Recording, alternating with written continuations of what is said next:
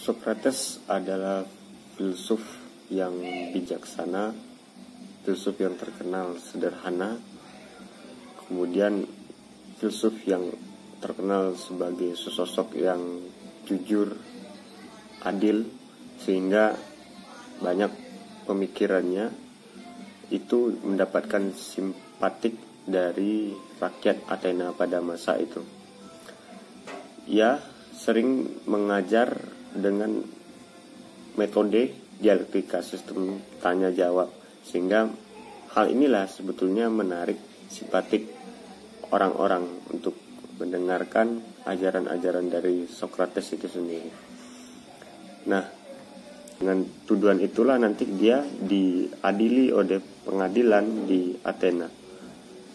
Nah, ketika diadili di sebuah pengadilan tersebut, ada seseorang yang bernama Meletus, seseorang yang mendakwakan Sokrates ataupun yang menuduh Sokrates.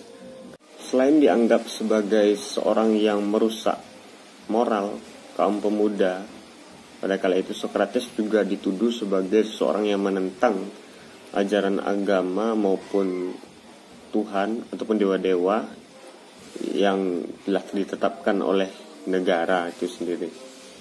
Sokrates dituduh demikian oleh Meletus.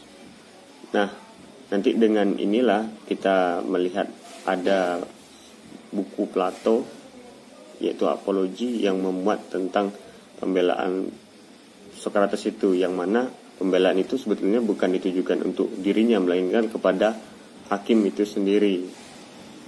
Nah, berdasarkan tujuan itu, maka Sokrates berkata, siapa yang memperbaiki pemuda? Lalu Meletus menjawab, yang mula-mulanya ia menjawab, yang akan memperbaiki pemuda adalah hakim. Kemudian semua orang Athena kecuali Sokrates.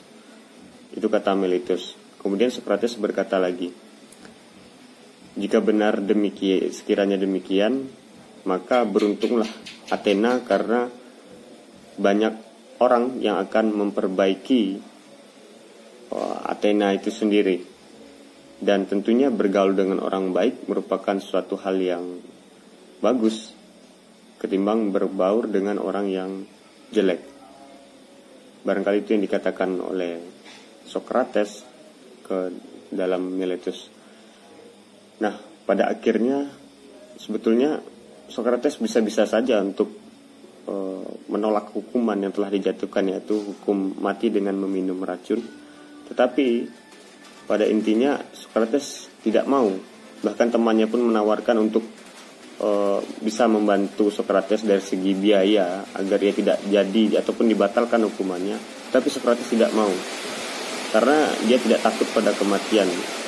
Karena bagi dia kematian hanyalah sebuah perpindahan jiwa menuju ke dunia lain. Itu yang dikatakan oleh Sokrates. Jadi ia tidak takut akan sebuah kematian, dan ia menerima jika itu konsekuensi yang harus ia terima. Ya, ia tidak akan lari, karena ketika ia menolak ataupun bisa saja dia membayar, cuman ia membayangkan konsekuensi ke depan yang akan didapatinya, bahwa tidak akan ada kemajuan hukum ataupun konsistensi kedisiplinan hukum di Athena itu sendiri.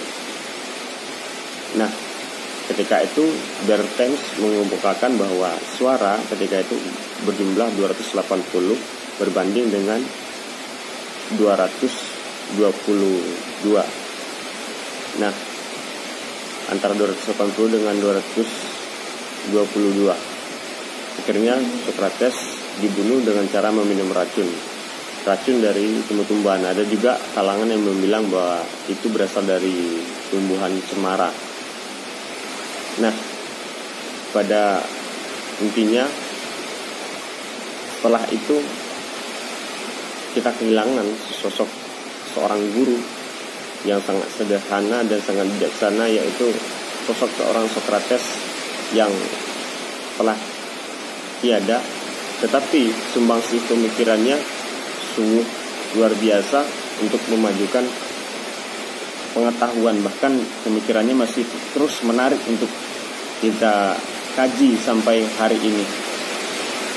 Barangkali itu sedikit mengenai matinya Socrates.